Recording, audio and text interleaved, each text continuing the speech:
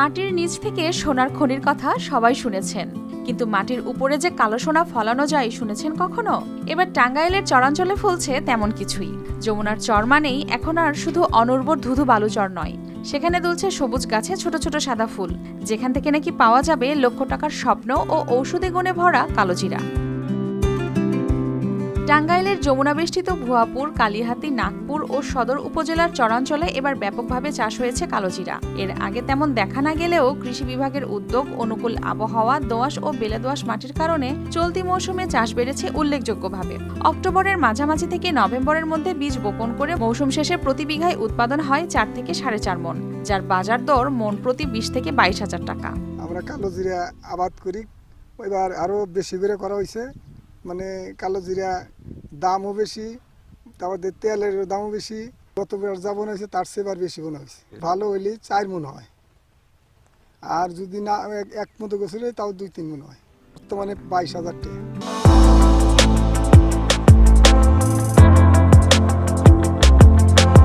উৎপাদন খরচ কম ও লাভ বেশি হয় অনেক কৃষক অন্য ফসলের বদলে কালোজিরা চাষে ঝুঁকছেন।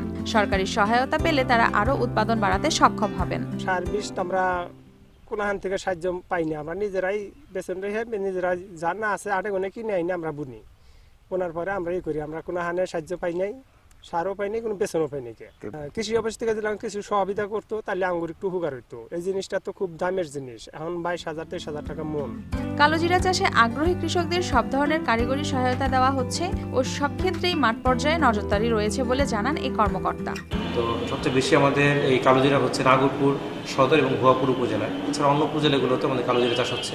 তো কালোজিরা খুবই এক লাভজনক একটি ফসল, আমাদের বিভিন্ন কৃষকরা এই ফসলটি চাষ করছে। বিশেষ করে চর এলাকায় এইটা কিন্তু আমাদের অনেক চাষ হচ্ছে। তো আমাদের উপজেলা কৃষি অফিস থেকে আমরা বিভিন্ন প্রকল্পের মাধ্যমে কৃষকদেরকে প্রদর্শনী দিচ্ছি, পাশাপাশি কালোজিরার যে ভালো উন্নত জাত এবং প্রযুক্তিগুলো সম্বন্ধে তাদেরকে পরামর্শ দিচ্ছি। চলতি মৌসুমে টাঙ্গাইলে কালোজিরার উৎপাদনের লক্ষ্যমাত্রা ধরা হয়েছে 80 মেট্রিক টন। সংশ্লিষ্টরা বলছেন, এই ধারা অব্যাহত থাকলে যমুনার বালুচর শুধু ধান বা ভুট্টা নয়, ঔষধি ফসলও সম্ভাবনার নতুন দিগন্ত খুলে দিতে পারে। News desk, RTV।